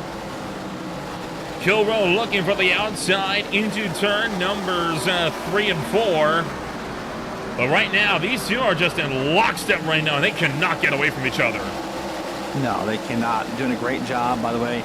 And, of course, as you and I talked about Saturday night, Dalton Kilroe has really become a lover of these new ARCA cars. Races them 3 nights in a row here live on Green Flag TV. Saturday nights in the SRA NASC Classic Series. Sunday nights on Blazing Pedals, myself and Justin Prince. And, of course, tonight for the High Tide Racing League. So you can tell he just loves this car. He's just in love with it and does well. He always seems to be up front towards the end of the races. Trouble for Dustin Ping, as Ping is right now kind of tumbling through the field all the way down to 16th, and I wonder if maybe something's gone awry because he has just, his pace dropped off a cliff out of nowhere. I think something happened between him and Christopher Bassinger based upon some voice communications I was privy to. Oh boy. I just heard, really? So I don't even think bad, just maybe a little bit of frustration at the end of a race here. But we'll see if that turns into anything. Now we're watching that 3-car rip the top of Bristol. He does a good job at making it pass there. And around goes Shire. Hold on. Collects Brian Dees. Yancey's involved and more. We're still piling him in. Brian Dees. Does that Dustin Ping at 80? Yeah, Ping in the yeah, 81. Well, it started with 1 and it quickly devolved from there. Boy, oh boy. That's going to be some impact towards the front of the field, and we'll wait and see who survives and who needs to go get the fixes done and who does what here. Well, we'll jump back and we'll take a look as started with Scott Shire here coming onto the back straightaway as Ty Marasco tried to look high. Yeah, not clear. Got in the back of Ty, or got in front of Ty Marasco, pardon me, and then Brian Dees sideways trying to avoid it. There's Curtis Yancey flying in, along with the 49 of Crockett. And Crockett able to lock it down, but it does get to the inside wall. There's Dustin Ping, just Dustin about Ping made turned it around. through. Yep. Tough break. Again, many more cars getting involved.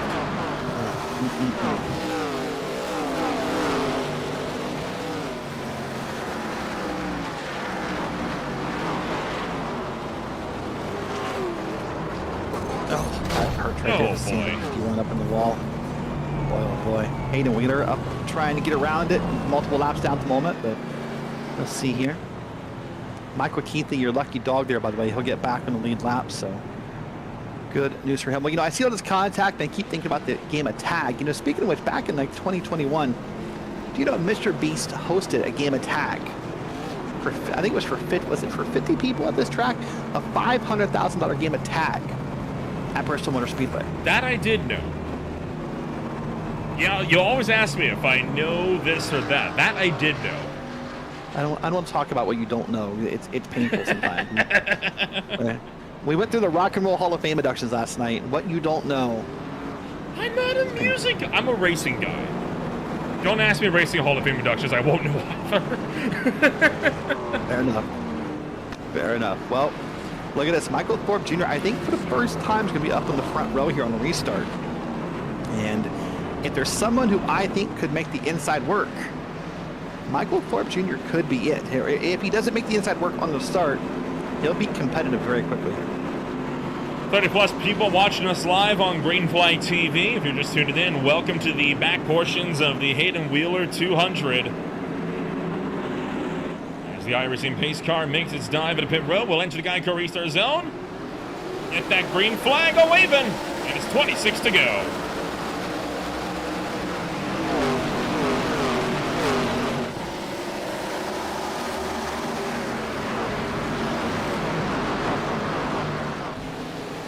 Smith able to get away clear. Hobbs clears from the top side of Thorpe. Kilroe trying to get the nose in there as well. Well, here's the Hornet's Nest from, what is that, about 6th on down. Yeah, that's the spot. It's all just stuck together like a big piece of clay almost. They're trying to work it out quickly, and they need to because these laps are going to tick by quickly. Already down to 20 to go here, so that sounds like a big number to you. Realize it's only 15-second lap. We'll be done in about 3-4 minutes if we stay green here. Matt Crockett, 3 wide, stuck in the middle. Not a lot he can do about it. J.J. Hobbs catches the ball for the 3rd lap in a row to 4 on the outside. Eddie Hagen was down on the low side. They're both able to clear, and we'll get it back down to 2. Under 20 laps to go now. Pig trying to clear up, not clear there. And once again, Hagen, Hobbs looking to split it up the slower car. Yeah, Hobbs up there on the top in an all-white car. Mostly white car, doing a good job. He's stuck in line here. You can kind of tell he's not happy with it. He wants to make something happen. Yeah, no, there we right go. there. Lacey up in the wall. Passenger up into the wall. Passenger the wall. And green or yellow flag is going to come out. Are we surprised that ended the way it did? No. I mean, you could see that coming a mile off that time. And I think that's important to say, because I think that is a very valid point that should apply to drivers in that scenario, right? If we can see it coming, turning bad from up here, we have to have that feeling inside the car, right? We have to, in a way, find a way to get out of that scenario. But watch here, see Bassinger maybe not clear, went across, dust and ping, up in the wall, and just went bad from there. I feel bad for Jaden Hobb. That's like, what, the 5th incident in a row that he's been caught up in now? It feels that way, doesn't it? Yeah. You and I were touted was like the next big thing, and he's just had a horrible start to his year. Yeah, I mean, he had a shiny moment for the first 100 laps, though, right? Until he decided to pit and give up that spot. I wonder if he regrets that decision right now. I'm sure he does.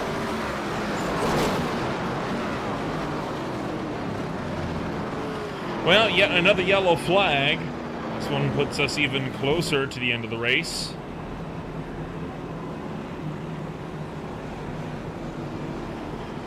Aaron Smith continuing to lead the way. I think Smith could very well be the odds-on favorite to win this one by now.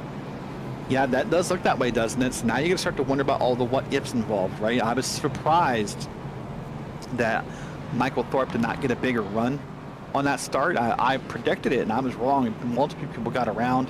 Dalton Kilroe's going to start on the outside here. He likely could get a big run. So this race still very much up for contention. I mean, Kilroe's up in 4th. Eddie Hagee still back in 7th. Lots of newer names. Matt Crockett's up here. Kevin Foster. I mean, Jaden Hopp, for all the damage he's had and all the incidents involved he's been in, still up in 11th. Like, this thing is still very much a live race, so to speak. Who knows? I mean, remember, we saw Jaden Hopp leading before he had an incident as a leader and had to give the lead due to that collision with Jonathan Canfield. So, I don't know. A lot of times we get to the point of the race, I think I have an idea in my head of who's going to win. This is more like Talladega than it should be. This is almost like a pick a name out of the hat kind of moment right here, I feel like. I think the one advantage that we have in picking Smith as the odds-on favorite here is the fact that nobody around was the type of driver to wreck somebody to go for a win, right?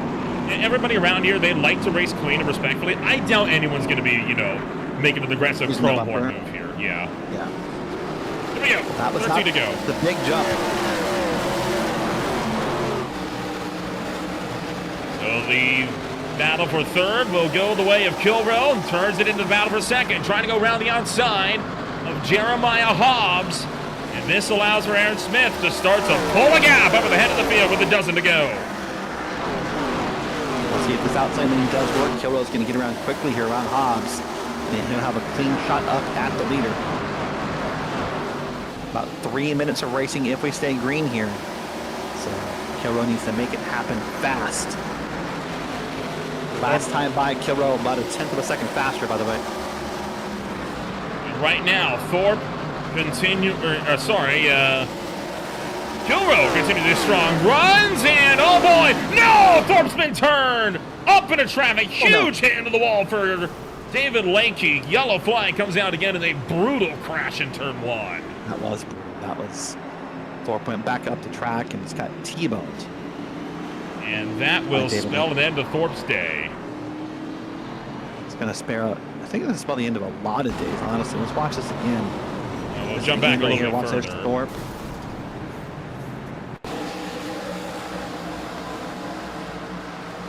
So there's Thorpe up top in the 34. It's going to come down through this turn okay. Not clear. Not clear. Hit the wall. Got bumped there by the green car. And then back up the track. And right into the path of an unsighted David Lakey, who, again, I'm willing to bet never saw it coming. And it had nothing to do. And unfortunately for both cars, see that awful puffs of smoke. That's the deadly smoke. That means that both those cars are done.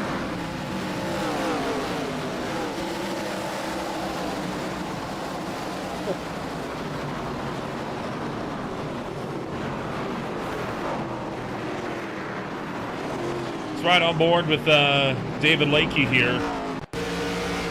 See what the driver of the number 84 car saw.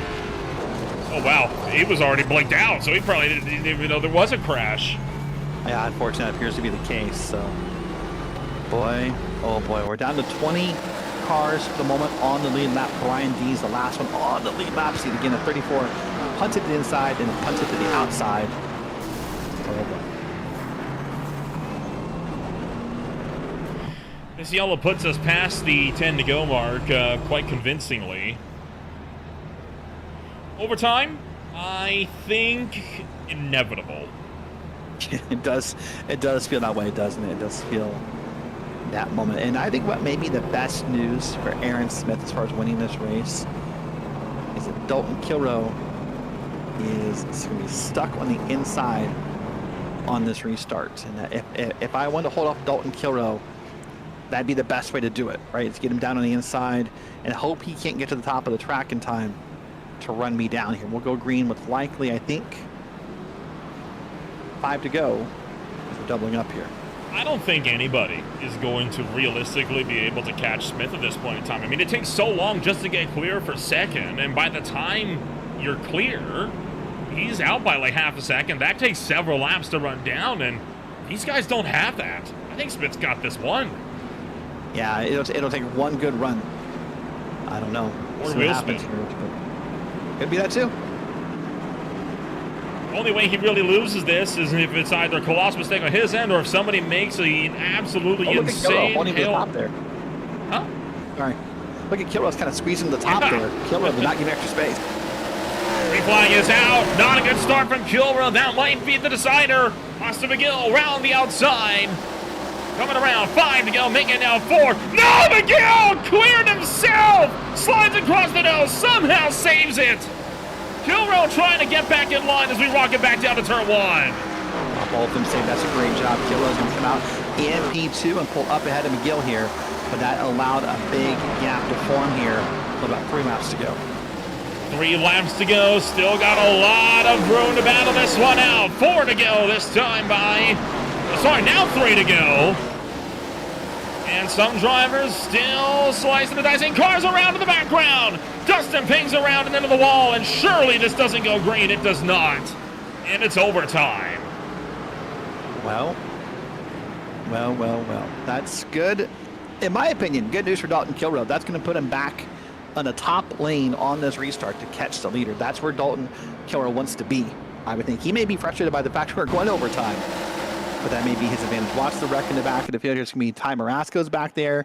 Then in the back of the Noah Blackwell, I think he was. Yep, the 18. Nothing yet. Oh, there it is. Going to be the inside of Blackwell. Inside of the 31. Right there. Oh, right, it's behind him. You're right. The Dustin Pink. I was looking for the 18. You're right behind him. And that's Jaden Hopp, unfortunately. Connected with Dustin Pink.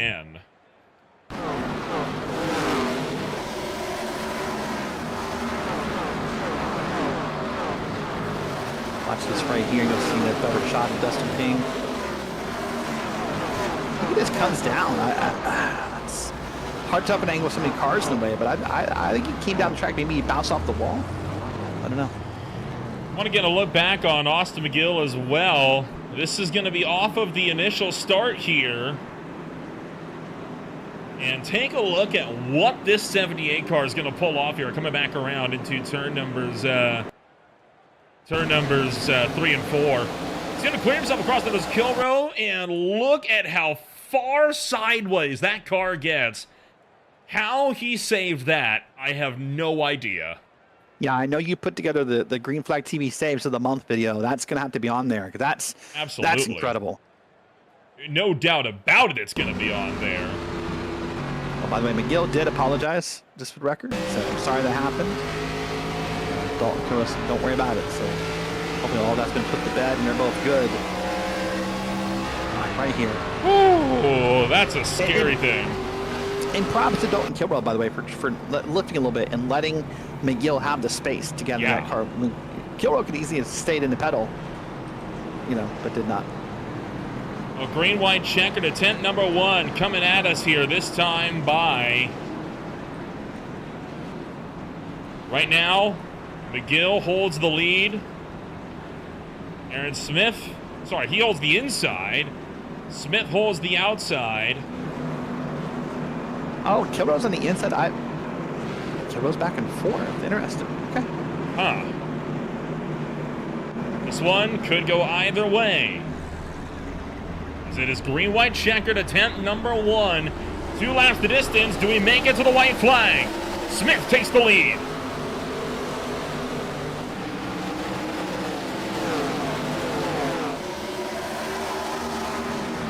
Austin McGill going to jump clear. Down to the turn. Numbers 3 and 4. Smith continues to pull the outside. Now contact and around into the wall. McLaughlin, Crash. McGill up into the fence. Final lap is in the air. It's going to come down to Aaron Smith. Pulling clear by a different zip code. And Smith walks it off to win at Bristol.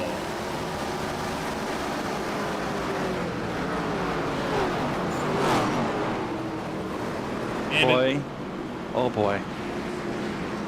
And it draws at last to a bloody end. No doubt. He is a happy camper, the driver, the number 70. Oh, I'm sure he is. He's probably the only driver happy to walk away from this race. PT Autosport number 70 will get the chance to burn it down to the front straightaway. We'll also be able to get a chance to, when he's finished this, to get a look on what happened there to Austin McGill. That allows Kilbro into second, and well, based on our championship projections here, not going to quite put him up there, but yeah, that finish is going to really tighten up our battle for the top spot. Oh, that's a great number compared to where he could have been. Remember, he had that lap 0 incident back 200 laps ago. Right? I wasn't sure he was going to be able to finish the race. So a P2, what he wants, but still a pretty successful run. A very successful run indeed. Right now, projected that the top 10 will be separated by less than 25 points, and this win will propel Aaron Smith potentially all the way up to 7th. Aaron Smith, I don't think there was going to be a car up there on the road. He just sort of bumped, like a little bumper car move. Just sort of boop. We'll take a look back here on what happened to one Austin McGill. Battle for second off the corner. Greenwell caught the wall. McGill pinched him in, and that was all she wrote. Yeah. Luckily, really only a 1, 2, 3, only about a 3-car incident there. All things considered, Yeah. A white flag wreck could have been way, way worse. Well, for sure, that was going to end up being way more violent than it was. By the way, the battle for 4th place there at the line, that was 7th thou between Kevin Foster and Jeremiah Hobbs at the stripe. The closest margin for any position all race. Yeah, that definitely is the case here. So, well, lots of bruises, lots of tempers, lots of disappointment, lots of words being said, and hey, next week's Darlington. Bristol, baby. You know what they say. We'll take a look at the official post-race results here. Coming at you after a chaotic race at Bristol Motor Speedway, as it is going to be one Aaron Smith taking home the win by 9/10 over Dalton Kilgore. Matt Crockett brings it home in 3rd, with Kevin Foster back here in 4th. Jeremiah Hobbs finishes his run in 5th, with Tom Marasco in 6th, Eddie Hankey in 7th, and it's Noah Blackwell, Connor Gibson, and Bill Harkins closing out the top 10. Going back into P11's Nick Osapek with Nicholas Corcel in 12th. Bob Berry in P13 with Jaden Hopp back in P14. Michael Keithley 15. And then Brian Dees, Jason Greenwell, the last 2 cars on the laps 16 and 17th. And then Austin McGill, Scott Shire, and Hayden Wheeler, your race sponsor, back in P20. Justin Pink finishes his race 5 down, with Curtis Yancey 9 down. I think by this time we're entering the territory of drivers that failed to finish this race, with David Lakey, Michael Thorpe Jr., Christopher Bassinger, Wyatt Walker, Jonathan Canfield, Conrad Whedon, Benjamin Lacey, and Sean Williams closing out the top 30. Moving back into P31 will be Kevin Coburn, James Efaw, Nick Nickerson, Michael Ashmore, Mike Massengill, Matt Sotomayor, Joey Neese, Brad Lawson, Jacob Locklear, and John Osborne. And then last cars here, Magnum Tate, Max Porter, and Ethan Sikorsky rounded out a 43-car field. The last 2 did not qualify, did not make the race. Of course, Sikorsky having that lap 0 incident, which is why we do not see him present here at the top of the boards. There are the projected championship standings here after tonight, and well, Again, Bassinger, Crockett for the top 3, separated by less than 6 points, potentially. This is, I think, setting us up for what could be a very wild entry into Darlington. Yeah, this is going to be interesting. This is unofficial points for now, but it's going to be a couple interesting weeks of beating and banging and see who can survive and who can come out well. But I think for now, I think you've caught up with our race winner. We'll certainly see if I have, as it'll be, no doubt, a race that he might be eager to kind of get out of his head, but it is going to be Aaron Smith who will be bringing it on down to give us a chit-chat here at the end of the night, as checking. There we go. There we found him. Aaron Smith joins us up here in the broadcast booth with the PT Autosport number 70, and boy, Aaron, this race, it got brutal out there. How did you find yourself moving up 8 spots to take home a solid win this afternoon? I'll tell you what, like those first few runs were so frustrating because every time I'd get a good run, everyone would stack on the top. They'd keep compressing and holding everyone up, and then you couldn't really do anything on the bottom until the tires really got warm. And around, I don't remember when my first stop was, but the car was handling really well there. I was hanging out with Jade in there at the front. And yeah, car felt like a dream. We went and took tires, and after that, I felt like I was on the right strategy for the rest of the race, and fortunately it played out in my favor. We had all those cautions, the tire temperatures kept resetting, and we brought it home. You were 17th place of the points entering tonight. This finish should be able to propel you quite easily into the top 10. So you've been running so far full time. You've made every single race. I know when we've seen you in the past year, it's been part-time gains for you. You had a great finish last week, another great one this afternoon. Do you reckon you're going to be sticking around full-time to go for a title here? I might. You never know what'll come up here in the near future. But as it stands right now, I do intend on running the rest of the season. I do see a playoff format there, so that might be a bit of an issue for me. But otherwise, I'm looking forward to seeing what the rest of the season will hold. What do we have next? Darlington? Darlington. Man. That's going to be my next That's question. Gonna be interesting. Okay, Darlington, Rockingham, Texas. Wow, that's a really bad stretch of tracks. I'll see what I can do. I'll certainly make it a priority to show up and run these things, but with those tracks, I don't know. Those are like my worst tracks all lined up together. So we'll see. I don't know which version of Texas it'll be, but either way, looking forward to it. Darlington Raceway again is up next. I think it's a track that needs no introduction. Do you have any high hopes for there, or is it just going to be taken as it comes like it was tonight? Well, I either win there or crash 3 different times in the same race. So it'll be a coin flip. If we have another night like tonight, it'll be a race of attrition, and I seem to be pretty good at those. So hopefully we'll be able to continue that trend through the next few weeks. But yeah. Well, Aaron, thank you so much for joining us up here tonight. Congratulations on taking the #1 spot, and we'll see you next week when we go racing at the Lady in Black. Sounds good. Thank you. Aaron Smith comes home #1 this afternoon, and coming home second place for the second night in a row in 2 different leagues. It is Ormond Beach, Florida's Dalton Kilrow. He stand by with Derek Watson. Well, about 24 hours later, I'm going to make the same comment I made last night. Seems to be always the bridesmaid, never the bride. Dalton Kilrow. Dalton, 3rd night in a row. You've been there at the finish and just can't seem to pull it off. But I got to think in some ways, from where this race started to P2, that's got to be a moral victory. Yeah, definitely. Especially considering for the longest time during that race, it didn't even look like I was going to be at the service. But, just being able to... It was good for me because there were so many cautions, but I know it sucks. I mean, the fact that we had 18 cautions, it's just ridiculous in my opinion. And I mean, a lot of it was simple stuff that could have been avoided from what I'm hearing. So I'm a little embarrassed, but I mean, coming back to a P2 after the season I've had so far, finishing 42nd at Daytona with a blown engine, and I don't even remember where I finished at Atlanta, but to be able to actually be in the top 10 for once was nice. Yeah. I told Nolan up in the booth early in the race. I said, Dalton's the kind of guy who doesn't love a lot of cautions, but I'm sure tonight he'll make an exception for all the damage repairs that were happening on the car. Well, we look ahead. We got Darlington and then Rockingham as your next 2 races on the schedule. What are you looking forward to or not looking forward to for those tracks? Well, I'm not looking forward to Rockingham because I don't normally run well there. I just can't figure that track out. But Darlington, throwback race, which keep in mind we got throwbacks next week. That should be fun. I tried to cook, but it was more like put something in the microwave for a throwback instead of full chef. So you can make fun of me all you want next week. Now, are we talking like nuking a slice of pizza, or are we talking like making microwave mac and cheese or something? I'd say nuke a slice of pizza. Oh boy. Yeah. I mean, it's.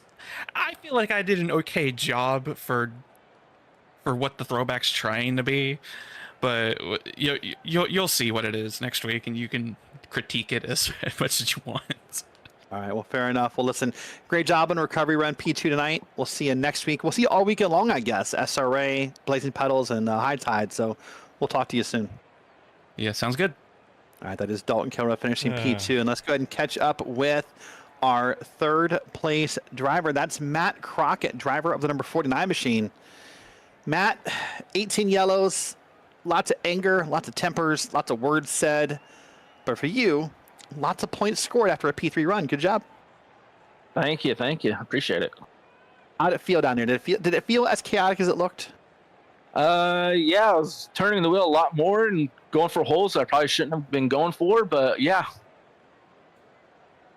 All right, well, a good run overall in that 49, that purple and silver machine, and pretty decent run. Looking ahead, though, next week is Darlington. Do you think it's more of the same at Darlington, or do you think this race is out different, or what do you think happens? Honestly, I haven't even tried this car at Darlington yet, but I'm kind of excited, extremely with my throwback and everything like that. So should be fun. Hopefully Ethan has better internet connections next week, and we can get the unhinged team rocking and rolling again. So Dalton doesn't sound too thrilled about his throwback scheme. Do you want to give us a hint to what yours is? You don't have to tell us what it is. You want to give us a small hint, a teaser, a taste, anything? Well, I grew up in Vegas, so I went with Brendan Gaughan and one of his old school New Orleans casino throwbacks. There you go. All right. Well, listen, I'm looking forward to seeing it. Good job on the P3, and we'll see you next week.